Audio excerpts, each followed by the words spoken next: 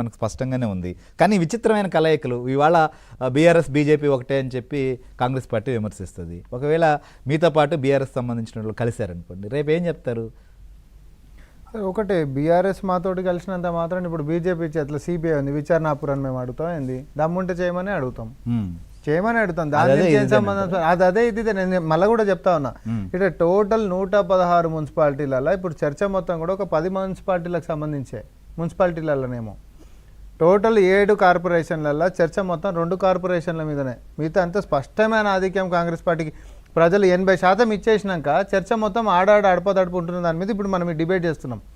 So overall ఫలితాలు గిట్ట తీసుకుంటే కాంగ్రెస్ పార్టీ వైపు ల్యాండ్ స్లైడింగ్ విక్టరీ తెలంగాణ ప్రజలు ఇచ్చిన తర్వాత ఇప్పుడు దీంట్లో స్థానికంగా ఉంటున్నటువంటి నాయకుల మధ్యలో వాళ్ళకి సంధి కుదరకపోతే, బీజేపీ నేతల మధ్యలో కొంచెం అనిశ్చితి ఎదురైనప్పుడు, లేకపోతే బీఆర్ఎస్ నేతలు అంటే అధిష్టానంతో కొట్లాడుకున్నప్పుడు అది మాకు కూడా జరగవచ్చు, వాళ్ళకు కూడా జరగవచ్చు. కాకపోతే న్యాచురల్ ఫినామినా జనరల్గా ఎట్లుంటుంది అంటే రాష్ట్రంలో అధికారంలో ఉంటున్నటువంటి పార్టీస్ వైపు ఎవరైనా ఇండిపెండెంట్లు కానీ లేకపోతే ఇంకోరైనా మొగ్గు చూపుతారు. ఎందుకనంటే రేపు పొద్దున అధికారం ఉంటే పనులు ఎక్కువ చేసేటటువంటి అవకాశం ఉంటుంది అని.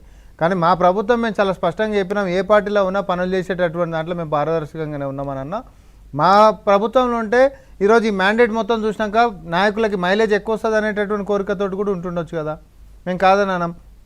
బీఆర్ఎస్ బీజేపీకి ఇస్తుందా, బీజేపీ బీఆర్ఎస్ మద్దతులో ఉన్నాయా, ఇది ఇక్కడ చర్చ ఇది కాదు.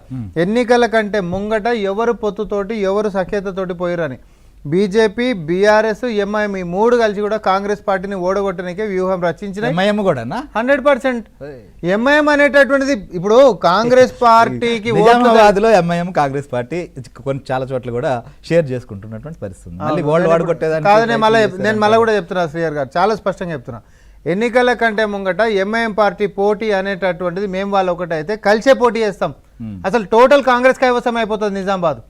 ఇంకొకటి రానే రాదు కదా. ఎంఐఎం కాంగ్రెస్ గిట్ట పొత్తులు గిట్ట పోయి పోటీ చేసినుంటే మేయర్ పీఠానికి పంచాయతీ లేదు.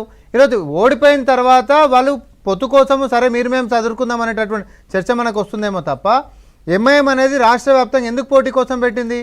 ముస్లిం మైనారిటీ ఓట్లను చీల్చేది ఎవరికి నష్టం అవుతుంది? బీజేపీకి అయితే కాదు, కాంగ్రెస్ పార్టీకి నష్టం అవుతుంది. మరి అట్లాంటప్పుడు కాంగ్రెస్ పార్టీకి ప్యారలల్గా నువ్వు పోటీకి దిగినావు. సరే అక్కడికైనా కూడా కాంగ్రెస్ పార్టీ మేము గెలిచినాం.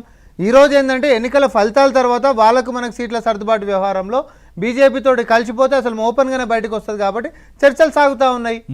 అంతే తప్ప ఎంఐఎం బీజేపీ బీఆర్ఎస్ యొక్క వ్యూహము కాంగ్రెస్ పార్టీని ఓడగొట్టాలని చాలా స్పష్టంగా ఉండే అవి యొక్క వ్యూహాలని ప్రజలు తిప్పికొట్టిరని మాత్రం మేము చెప్తా ఉన్నాం.